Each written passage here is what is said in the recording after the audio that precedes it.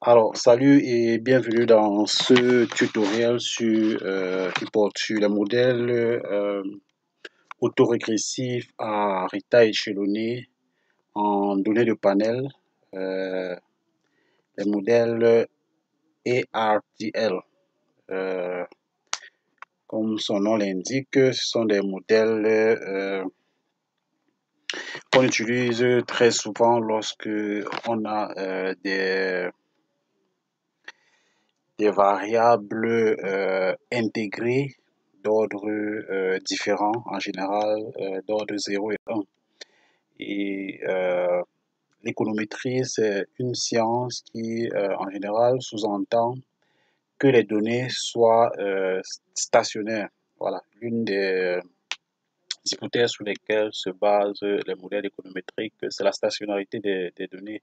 Il se peut que très souvent, et plus particulièrement en macroéconomie, certaines séries ne soient pas du tout stationnaires. Et donc, lorsque toutes les séries sont intégrées d'ordre 1, par exemple, on peut faire appel à la co-intégration. On peut regarder s'il existe une relation de co-intégration entre les différentes variables et puis pouvoir par la suite estimer un modèle à correction d'erreur. Mais lorsque, n'est-ce pas, nos séries sont co-intégrées d'ordre 0 et 1 en général, la co-intégration classique euh, n'est plus applicable et en général, on fait appel au modèle autorégressif à état échelonné. Voilà, nous allons dans ce cas, par exemple, prendre le cas euh, de l'analyse de l'impact euh, d'un certain nombre de variables sur la croissance économique. Nous avons des variables, un certain nombre de variables macroéconomiques comme le PIB, l'inflation, euh, l'ouverture commerciale et bien d'autres variables macroéconomiques comme le taux d'échange et autres. Nous allons vous montrer comment nous pouvons, n'est-ce pas, utiliser les modèles autorégressifs à état échelonné sous eViews pour pouvoir, n'est-ce pas, par exemple, analyser l'impact d'un certain nombre de variables macroéconomiques sur la croissance économique. Pour cela, nous allons commencer par les tests sur les racines unitaires. Par exemple, si nous prenons par exemple, nous avons logué, nous avons calculé la log, le logarithme népérien de nos variables à utiliser pour pouvoir interpréter nos coefficients en termes d'élasticité. Si je prends par exemple la variable, le logarithme du PIB que j'ai nommé ici log GDP constant. Le PIB à prix constant. En général, on utilise le PIB à prix variable, mais nous allons utiliser le PIB à prix constant. Nous allons faire le test de racine unitaire. Nous avons préalablement importé nos données de panel.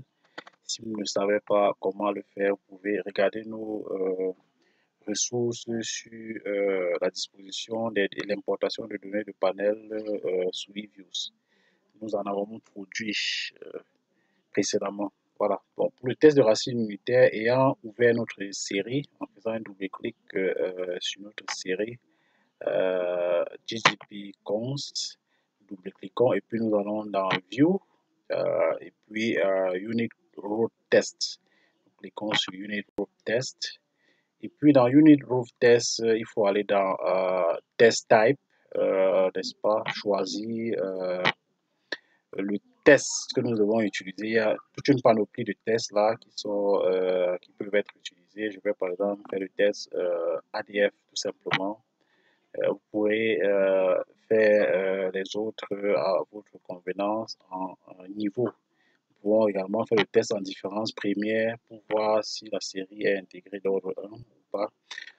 Pour le moment, nous allons d'abord faire le test en niveau. Nous cliquons tout simplement sur OK. Vous voyez que là, notre test de racine unitaire de Dickey-Fuller, les résultats sont affichés là. Nous avons là la statistique du test qui est de 0,74 avec une probabilité de 0,99.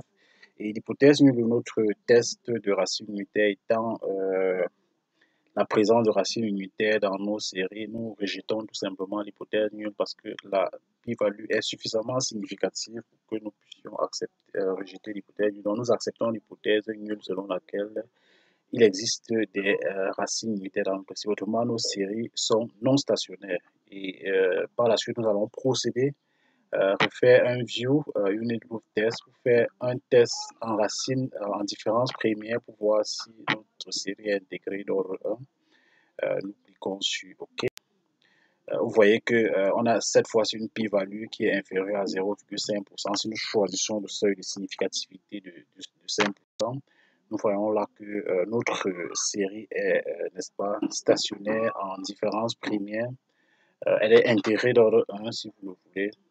Lorsqu'on fait, d'après le test de racine unitaire de Dickey-Fuller, Augmented Dickey-Fuller test, et vous pouvez le vérifier que ce soit pour le test de Philippe Perron ou tous les autres tests de racine unitaire qui existent en données de panel.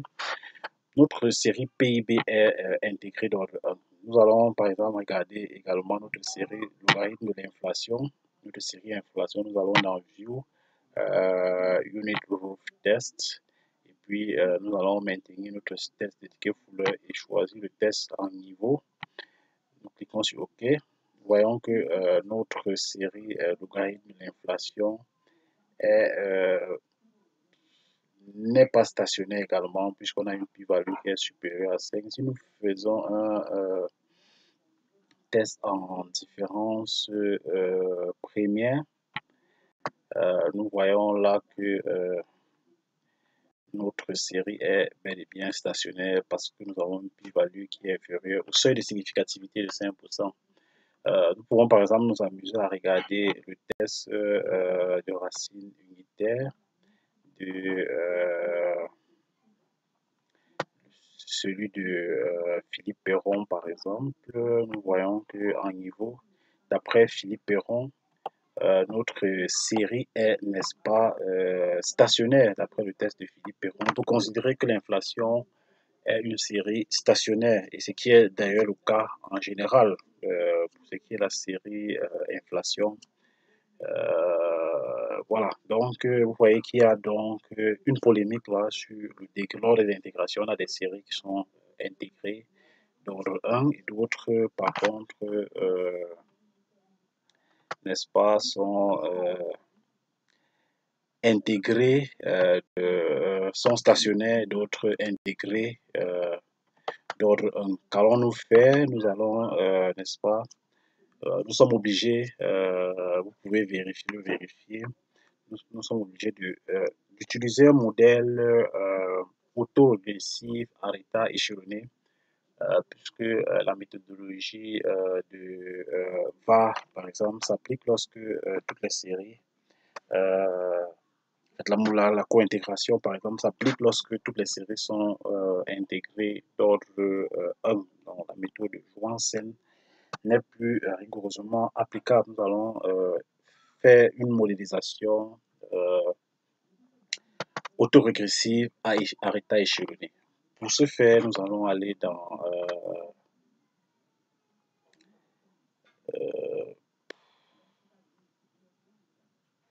voilà, nous allons aller tout simplement dans Quick Estimate Equation. Nous allons écrire, choisir notre variable d'intérêt, log GDP,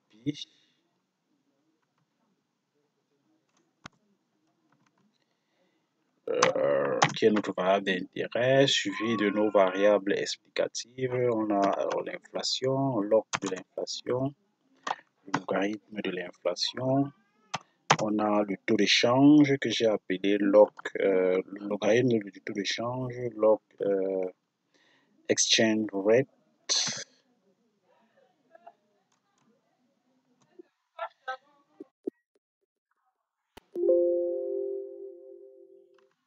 Exchange rate.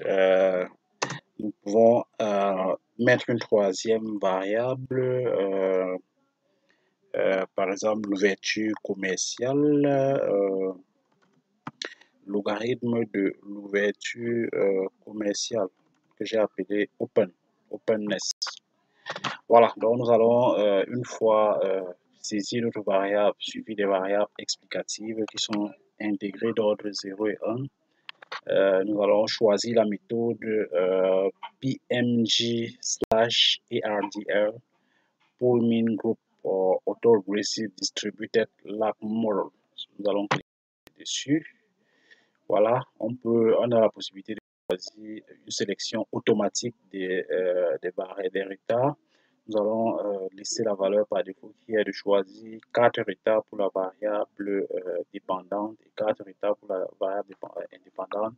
Et le logiciel eViews va se charger de choisir le nombre de retards optimal, que ce soit pour la variable explicative ou alors les régresseurs, les variables indépendantes. Voilà, donc nous pouvons choisir s'il faut mettre la constante ici ou alors ne pas mettre de constante du tout. Pour le moment, nous allons garder notre constante comme valeur définie par défaut. Nous allons cliquer sur OK. Constant is not defined. Voilà, tout à l'heure, lorsque je faisais des manipulations, j'ai dû donc c'est lock GDP. Voilà, donc c'est notre variable explicative et suivie de du taux d'échange, de l'ouverture commerciale et notre troisième variable, c'était voilà, on a le taux d'échange, l'ouverture commerciale et nous allons choisir également le logarithme de l'inflation, donc inflation, donc inflation. Et puis nous allons cliquer sur OK. Voilà, ça prend un peu de temps. Voilà. Voilà, vous voyez que là, on a les résultats de notre modèle autorégressif à état échelonné, où on a là la relation de court terme. Voilà, le modèle sélectionné est le modèle autorégressif à état échelonné 4-4-4-4. Donc, les retards ont été intégrés jusqu'à l'ordre 4, que ce soit pour la variable explicative et que la variable dépendante. Vous voyez que là, par exemple, notre coefficient dans notre équation de court terme, le taux d'échange influence significativement parce qu'on a une plus-value qui est inférieure à 5%. Pareil pour l'inflation sur le PIB. Également, par contre, à long terme,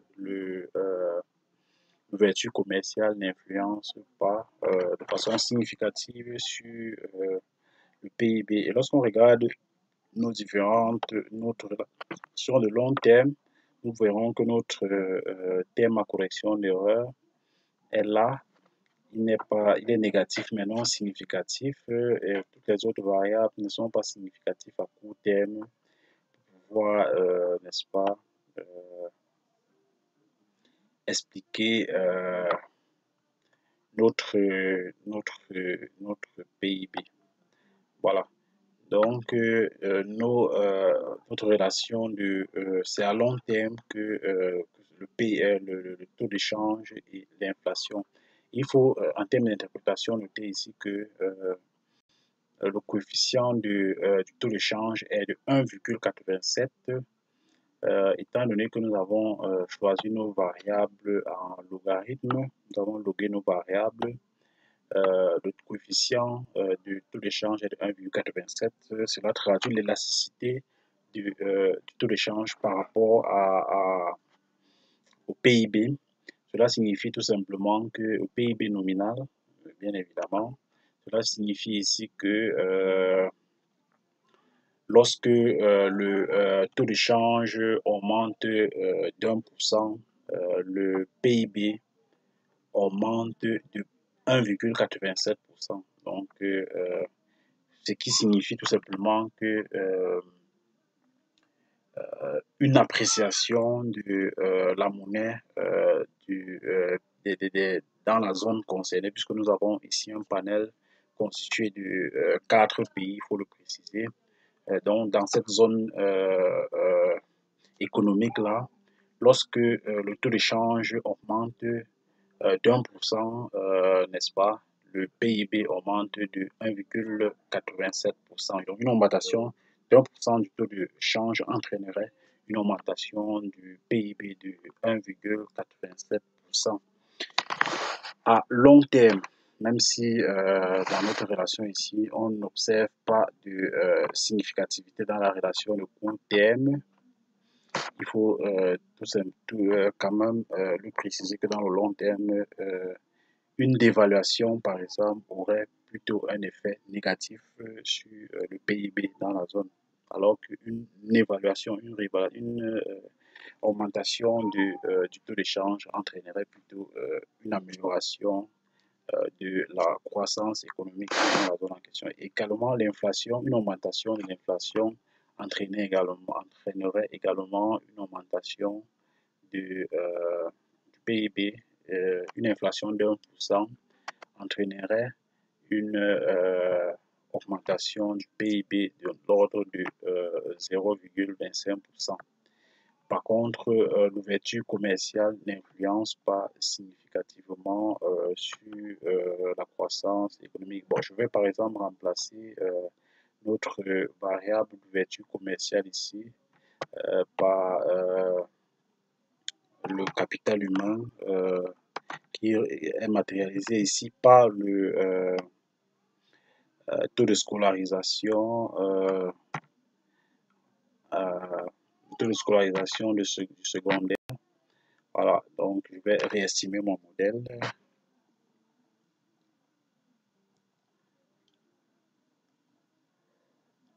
Voilà, ça prend le temps que ça peut prendre pour pouvoir sélectionner le modèle. Vous voyez que ici, lorsque j'introduis le capital humain, aucune variable n'est significative dans le long terme, mais il existe des liens à court terme, comme par exemple le taux d'échange qui influence le capital humain également. On a également l'inflation qui influence à court terme, mais à long terme, nos variables de long terme ne sont pas significatives. Ici, notre terme à correction d'erreur n'est pas significatif ni négatif comme le recommande la littérature. Si je remplace par contre notre variable de capital humain par la formation brute de capital fixe ou alors les investissements directs étrangers, par exemple, log FDI, Foreign Direct Investment, je vais lancer ce modèle-là.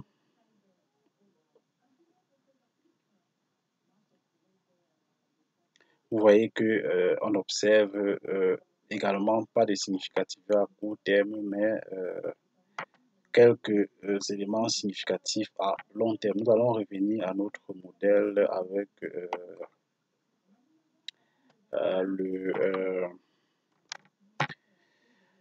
avec notre variable d'ouverture commerciale, voilà, qui